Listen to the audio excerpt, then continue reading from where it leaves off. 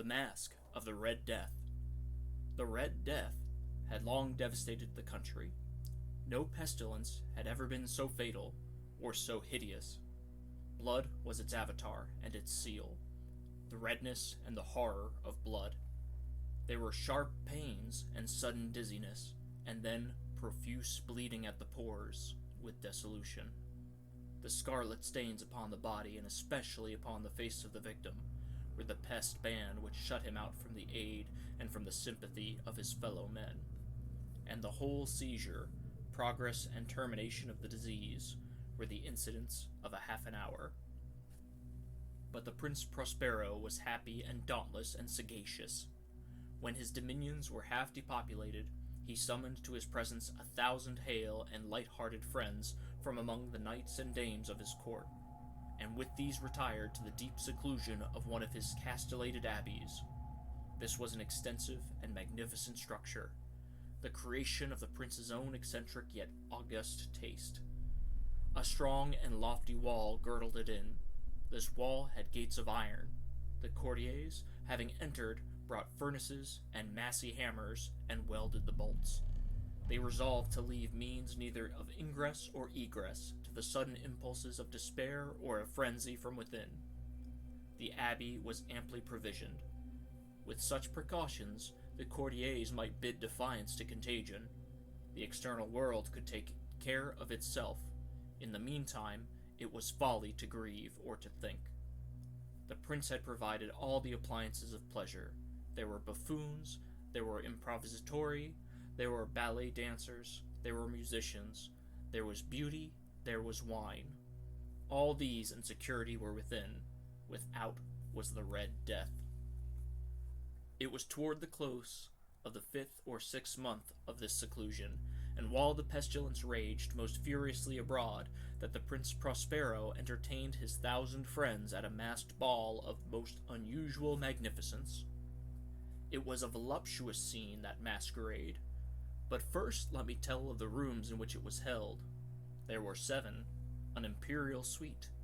In many palaces, however, such suites form a long and straight vista, while the folding doors slide back nearly to the walls on either hand, so that the view of the whole extent is scarcely impeded.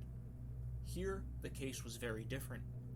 As might have been expected from the Duke's love of the bizarre, the apartments were so irregularly disposed that the vision embraced but little more than one at a time. There was a sharp turn at every 20 or 30 yards, and at each turn a novel effect. To the right and left, in the middle of each wall, a tall and narrow Gothic window looked out upon a closed corridor which pursed the windings of the suite. These windows were of stained glass, whose color varied in accordance with the prevailing hue of the decorations of the chamber into which it opened. That at the eastern extremity was hung, for example, in blue, and vividly blue were its windows. The second chamber was purple in its ornaments and tapestries, and here the panes were purple. The third was green throughout, and so were the casements. The fourth was furnished and lighted with orange, and the fifth with white, the sixth with violet. The 7th apartment was closely shrouded in black velvet tapestries that hung all over the ceiling and down the walls, falling in heavy folds upon a carpet of the same material and hue. But in this chamber only, the color of the windows failed to correspond with the decorations. The panes here were scarlet, a deep blood color. Now, in no one of the 7 apartments was there any lamp or candelabrum. Amid the profusion of golden ornaments that lay scattered to and fro, or dampened from the roof, there was no light of any kind emanating from lamp or candle within the suite of chambers, but in the corridors that followed the suite there stood, opposite to each window, a heavy tripod bearing a brazier of fire that projected its rays throughout the tinted glass, and so glaringly illuminated the room, and thus were produced a multitude of gaudy and fantastic appearances. But in the western or black chamber, the effect of the firelight that streamed upon the dark hangings through the blood-tinted panes was ghastly in the extreme, and produced so wild a look upon the countenances of those who entered, that there were few of the company bold enough to set within its precincts at all. It was in this apartment, also, that there stood against the western wall a gigantic clock of ebony. Its pendulum swung to and fro with a dull, heavy, monotonous clang, and when the minute hand made the circuit of the face, and the hour was to be stricken, there came from the brazen lungs of the clock a sound which was clear and loud and deep and exceedingly musical, but of so peculiar a note and emphasis that at each lapse of an hour the musicians of the orchestra were constrained to pause momentarily in their performance to hearken to the sound, and thus the waltzers perforce ceased their evolutions, and there was a brief disconnect in the whole gay company. And, while the chimes of the clock yet rang, it was observed that the giddiest grew pale, and the more aged and sedate passed their hands over their brows, as if in confused reverie or meditation. But when the echoes had fully ceased, a light laughter at once pervaded the assembly, and the musicians looked at each other and smiled as if their own nervousness and folly, and made whispering vows, each to the other, that the next chiming of the clock should produce in them no similar emotion. And then, after the lapse of 60 minutes, which embraced 3,600 seconds of the time that flies, there came yet another chiming of the clock, and then there were the same disconnect and tremulousness and meditation as before. But in spite of these things, it was a gay and magnificent revel. The tastes of the Duke were peculiar. He had a fine eye for colors and effects. He disregarded the decora of mere fashion. His plans were bold and fiery, and his conceptions glowed with barbaric luster. There are some who would have thought him mad. His followers felt that he was not. It was necessary to hear and see and touch him to be sure that he was not.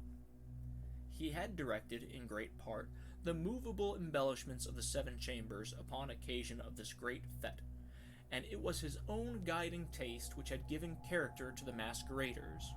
Be sure they were grotesque. There were much glare and glitter and piquancy and phantasm, much of what has been seen in Hernani. There were arabesque figures with unsuited limbs and appointments. There were delirious fancies, such as the madman fashions. There was much of the beautiful, much of the wanton, much of the bizarre, something of the terrible, and not a little of that which might have excited disgust. To and fro in the 7 chambers there stalked, in fact, a multitude of dreams, and these, the dreams, writhed in and about, taking hue from the rooms and causing the wild music of the orchestra to seem as the echo of their steps. And anon there strikes the ebony clock which stands in the hall of the velvet, and then for a moment all is still, and all is silent save the voice of the clock. The dreams are stiff frozen as they stand, but the echoes of the chime die away. They have endured but an instant, and a light, half-subdued laughter afloats after them as they depart. And now again the music swells, and the dreams live and writhe to and fro more merrily than ever, taking hue from the many-tinted windows through which stream the rays from the tripods. But to the chamber which lies most westwardly of the 7, there are now none of the maskers who venture, for the night is waning away, and there flows a ruddier light through the blood-colored panes, and the blackness of the sable drapery appalls, and to him whose foot falls upon the sable carpet, there comes from the near clock of ebony a muffled peal more solemnly emphatic than any which reaches the ears who indulge in the more remote gaieties of the other apartments. But these other apartments were densely crowded, and in them beat feverishly the heart of life, and the revel went whirlingly on, until at length there commenced the sounding of midnight upon the clock, and then, when the music ceased, as I have told, and the evolutions of the waltzers were quieted, and there was an uneasy cessation of all things as before, but now there were 12 strokes to be sounded by the bell of the clock, and thus it happened, perhaps, that more of thought crept, with more of time, into the meditations of the thoughtful among those who revelled, and thus, too, it happened, perhaps, that before the last echoes of the last chime had utterly sunk into silence, there were many individuals in the crowd who had found leisure to become aware of the presence of a masked figure which had arrested the attention of no single individual before. And the rumor of this new presence having spread itself whisperingly around, there arose at length from the whole company a buzz, or murmur, expressive of disapprobation and surprise, then finally of terror, of horror, and of disgust. In an assembly of phantasms such as I have painted, it may well be supposed that no ordinary appearance could have excited such sensation. In truth, the masquerade license of the night was nearly unlimited, but the figure in question had out-Heroded Herod, and gone beyond the bounds of even the prince's indefinite decorum. There are chords in the heart of the most reckless which cannot be touched without emotion, even with the utterly lost, to whom life and death are equally jests. There are matters of which no jest can be made. The whole company, indeed, seemed now deeply to feel that in the costume and bearing of the stranger neither wit nor propriety existed. The figure was tall and gaunt, and shrouded from head to foot in the habiliments of the grave. The mask which concealed the visage was made so nearly to resemble the countenance of a stiffened corpse that the closest scrutiny must have had difficulty in detecting the cheat. And yet all this might have been endured, if not improved, by the mad revelers around, but the murmur had gone so far as to assume the type of the Red Death, and his broad brow, with all the features of the face, was besprinkled with the scarlet horror.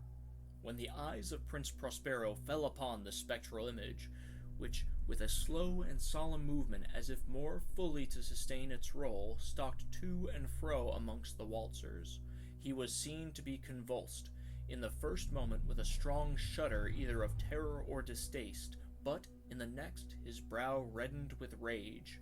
"Who dares?" he demanded hoarsely of the courtiers which stood near him. "Who dares insult us with this blasphemous mockery? Seize him and unmask him, that we may know whom we have to hang at sunrise from the battlements." It was in the eastern or blue chamber in which stood the Prince Prospero as he uttered these words. They rang throughout the 7 rooms loudly and clearly, for the prince was a bold and robust man, and the music had become hushed at the waving of his hand. It was in the blue room where stood the prince, with a group of pale courtiers by his side. At first, as he spoke, there was a slight rushing movement of this group in the direction of the intruder, who at the moment was also near at hand, and now, with deliberate and stately step, made closer approach to the speaker. But from a certain nameless awe, with which the mad assumptions of the mummer had inspired the whole party, there were found none who put forth hand to seize him, so that unimpeded he passed within a yard of the prince's person, and while the vast assembly, as if with one impulse, shrank from the centers of the rooms to the walls, he made his way uninterruptedly, but with the same solemn and measured step which had distinguished him from the first, through the blue chamber to the purple, through the purple to the green, through the green to the orange, through this again to the white, and even thence to the violet, ere a decided movement had been made to arrest him. It was then, however, that the Prince Prospero, maddening with rage and the shame of his own momentary cowardice, rushed hurriedly through the 6 chambers, while none followed him on account of a deadly terror that had seized upon all. He bore aloft a drawn dagger, and had approached, in rapid impetuosity, within 3 or 4 feet of the retreating figure, when the latter, having attained the extremity of the velvet apartment, turned suddenly and confronted his pursuer. There was a sharp cry, and the dagger dropped gleaming upon the sable carpet, upon which, instantly afterwards, fell prostrate in the death of Prince Prospero. Then, summoning the wild courage of despair, a throng of the revelers at once threw themselves into the black apartment, and seizing the mummer, whose tall figure stood erect and motionless within the shadow of the ebony clock, gasped in unutterable horror at finding the grave cerements and corpse-like mask, which they handled with so violent a rudeness, untenanted by any tangible form. And now was acknowledged the presence of the Red Death.